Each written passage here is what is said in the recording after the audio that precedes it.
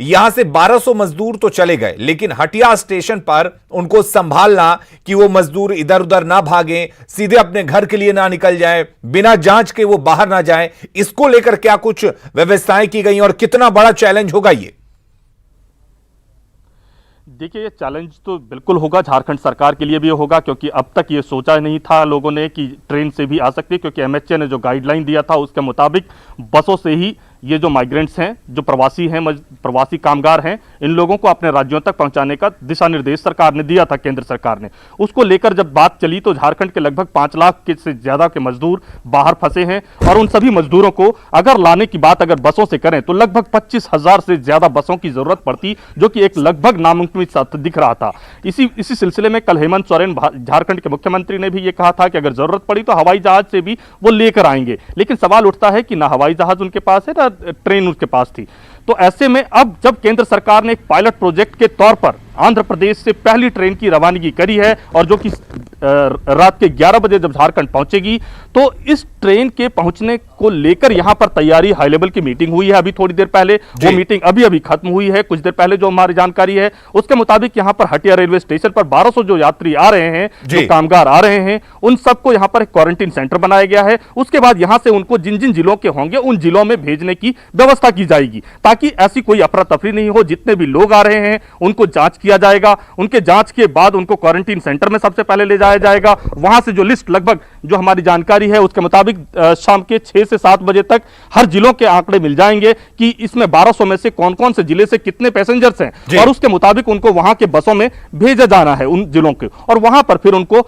या तो home quarantine की भी बात चल रही है, और दूसरा अगर जरूरत पड़ी तो उन जिलों में भी अगर आंकड़े तैयार हो जाएंगे तो फिर वहां पर क्वारंटीन सेंटर में भेजा जाएगा। जी संतोष, एक सवाल यह भी है कि ये जो पायलट प्रोजेक्ट शुरू किया गया, या जो ये पायलट प्रोजेक्ट है, इसका खर्चा क्या झारखंड सरकार उठा रही है, भारतीय रेल उठा रही है, या फिर तेलंगाना सरकार उठा रही है? और सवाल यह भी है कि यहां से जो बसों से भेजा जाएगा तो क्या मजदूरों से भी कुछ चार्ज किया जाएगा? देखिए, जो हमारी जानकारी है, जो हमारे को रेल मंत्रालय की तरफ से जो जानकारी मिली है उसके मुताबिक अभी ऐसी इन बातों पर कभी चर्चा नहीं हुई है, क्योंकि यह पायलट प्रोजेक्ट है। पायलट प्रोजेक्ट के बाद अब राज्य और केंद्र सरकार के बीच क्या बातचीत होती है, लेकिन झारखंड जैसे गरीब राज्य के बारे में जब हमने देखा था कि जब से ये पेंडेमिक की सिचुएशन आई है उसके बाद से ही यहाँ की सरकार लगातार इस बात को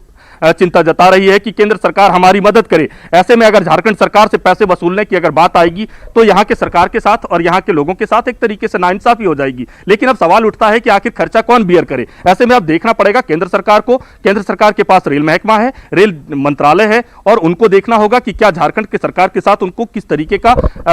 ये पैसे को और खर्च को लेकर बातचीत आगे बढ़ती है। लेकिन फिलहाल जो जानकारी है उस जानकारी के मुताबिक मजदूरों से कोई पैसे लेने की बात सामने नहीं आ रही है। हाँ, लेकिन यह भी जानकारी मिल रही है हमारे को कि ये जो 24 डब्बों का जो की स्पेशल ट्रेन चली है, इस ट्रेन में खाने पीने की सारी व्यवस्था है ताकि किसी को कोई परेशानी ना हो, कहीं ऐसी जगह पर ट्रेन को रोकनी ना पड़े। ये नॉन स्टॉप ट्रेन है और ये आंध्र प्रदेश के सिकंदराबाद